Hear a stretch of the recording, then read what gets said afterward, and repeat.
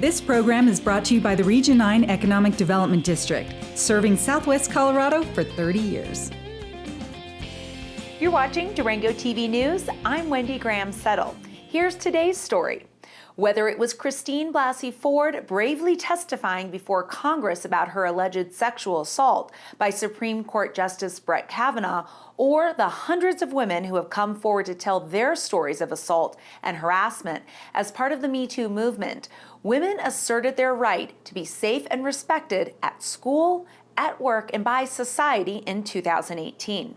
They also voted for change by electing 117 women to state and national offices, including a record-breaking 36 women to Congress.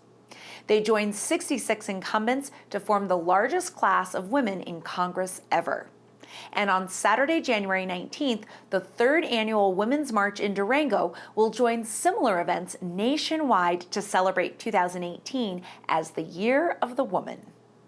Partly the theme, I'd say, is in response to a celebration of women's growing participation as leaders in our country, and wanting to recognize that didn't happen just by accident or because history just gradually evolves, and as women get more educated, more involved in the workforce, of course they're represented in political leadership positions and everywhere. That really, it took a lot of hard work, and that the Women's March is not solely responsible for that, but the power of women organizing together, supporting each other, encouraging each other to have a voice, to take a stand and to help each other in doing that, we think contributed to so many more women being elected this year. So it's to celebrate that, but also to recognize there's a lot of work to do and to keep the focus on moving towards action and getting policy changes that we think are important. The march takes off from 5th Street and Main Avenue at 11 a.m. and heads north to Buckley Park for a rally featuring Planned Parenthood community organizer Katie Young, retired Navy Captain Gail Harris, Miss Hajoni 2018 April Yazzie, Colorado House Representative Barbara McLaughlin, and Katie Kandarian Morris, Minister of the Unitarian Universalist Fellowship of Durango. When citizens unite together to show commitment, it both encourages and emboldens you to stand up for what you believe in.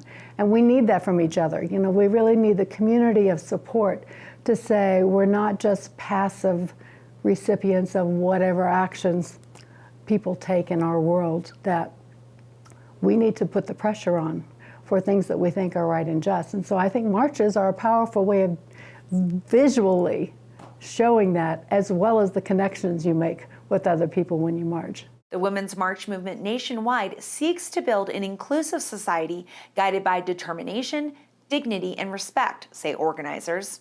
And by marching together in support of social justice, organizers build a network for effective action. We don't see this as a women's march in terms of the people who march have to be women, because who else could be concerned? That we need all citizens to participate. And we're not just about women's rights. We're really looking at how do we recognize systems of oppression for any group. And all of us need to care, whether we're a member of that particular group or not. It's kind of, isn't it Martin Luther King who said injustice anywhere is an injustice to us all?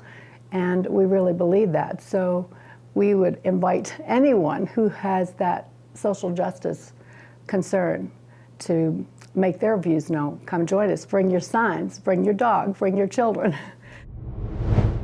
If you'd like to know more, visit Indivisible Durango's website at indivisibledurango.co.